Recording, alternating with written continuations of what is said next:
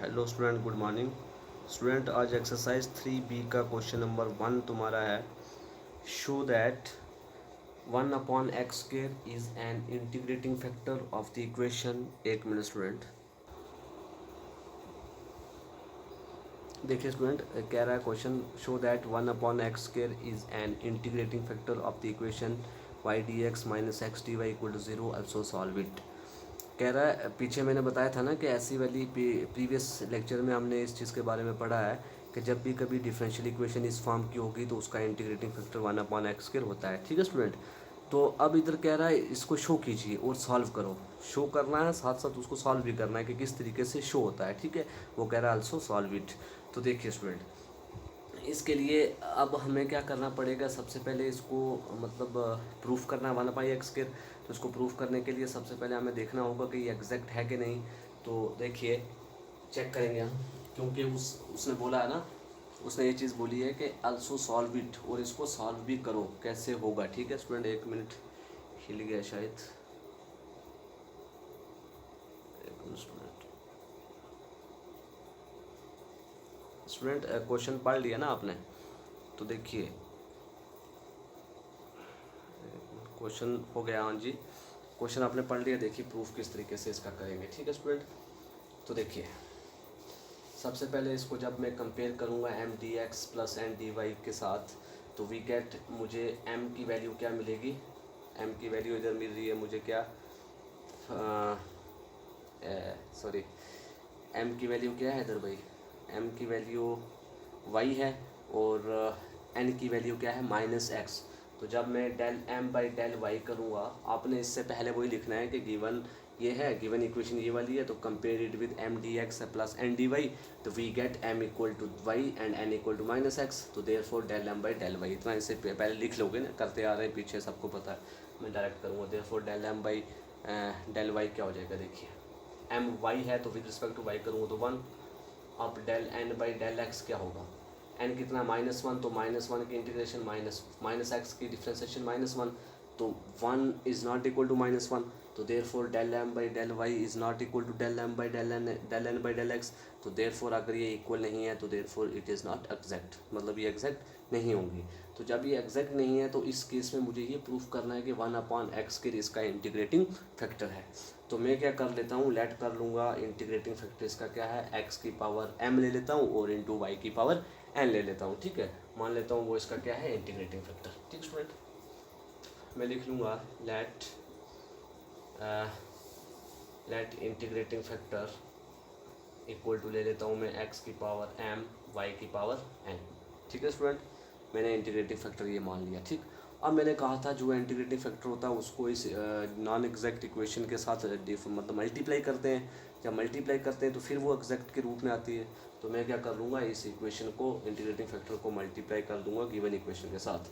तो मुझे क्या मिलेगा, देखिए, जब मैं मल्टीप्लाई करूँगा तो मुझे मिलेगा x⁻m, या अम्प्लाइज करके अब x⁻m y⁻n को मल्टीप्लाई करना है किसके साथ भाई, मल्टीप्लाई करना है गिवन डिफरेंशियल इक्वेशन के साथ, x/dy = 0। ठीक स्टूडेंट, ये चीज़ आ जाएगी। अब देखिए, दिस अम्प्लाइज, ये दिख रहा है ना आपको, दिस अम्प्लाइज, मैं क्या करूँगा, x⁻m और y⁻n को जब अंदर मल्टीप्लाई करूँगा तो x⁻m ऐसे रहेगा, y⁻n इंटू y⁻1, तो बेस सेम पावर ऐड, तो y⁻n + 1 dx। ठीक है स्टूडेंट, ऐसे ही इधर x सेम हो जाएंगे, तो x⁻m + 1 y⁻n dy = 0।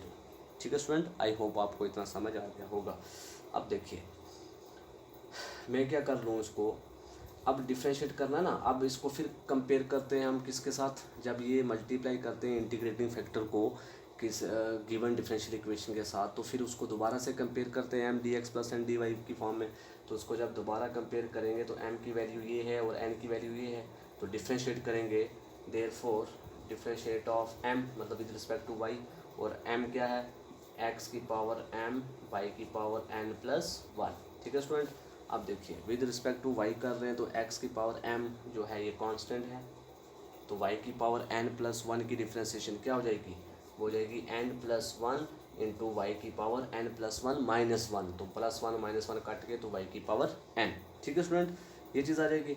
अब इसको मैं ऐसे भी तो लिख सकता हूँ ना, क्या n+1 इंटू एक्स की पावर m y की पावर n।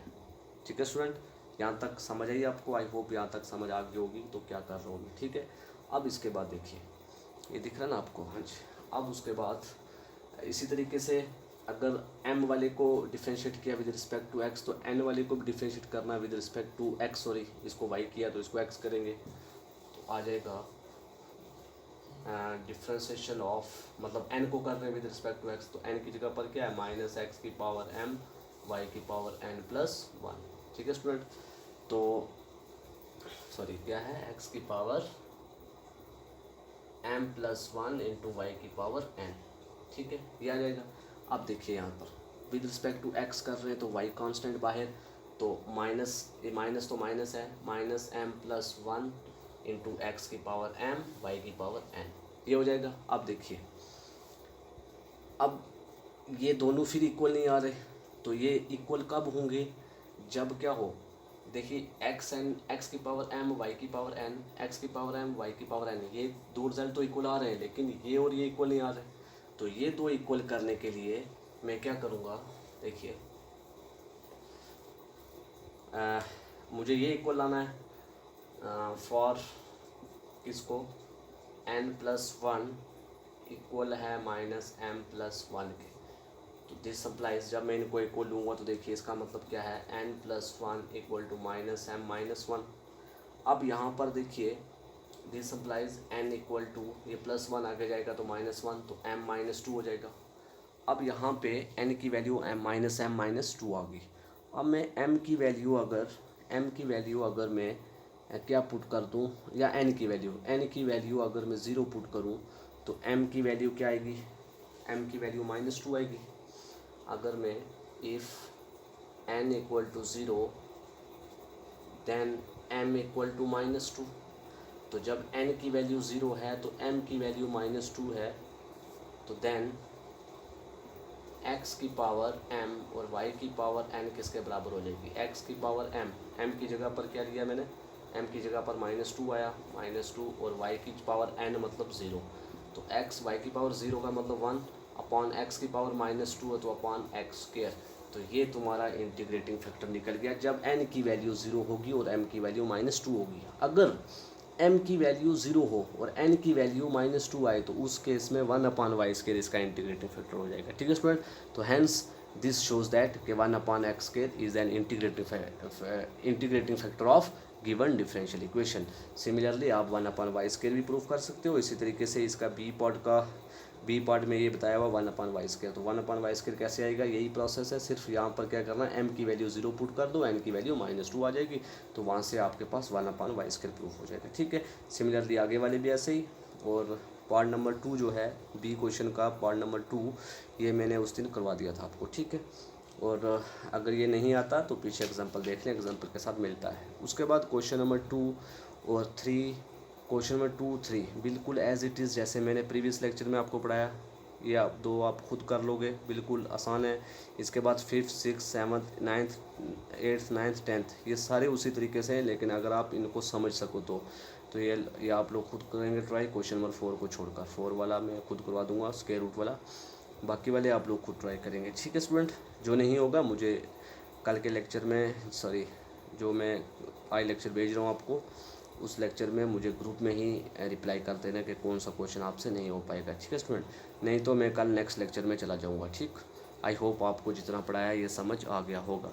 तो अब आज के लिए इतना ही रखते हैं, तो इंशाल्लाह मुझे उम्मीद है कि आप लोग एक्सरसाइज के क्वेश्चन कर लोगे। ठीक है, तो मुझे करेंगे आप लोग सारे क्वेश्चन करके मुझे रिप्लाई भी करेंगे। ठीक है स्टूडेंट, तो रिप्लाई ज़रूरी होता है, क्योंकि आप रिप्लाई करोगे तो ही मुझे पता लगेगा। ठीक है, तो ओके, थैंक यू।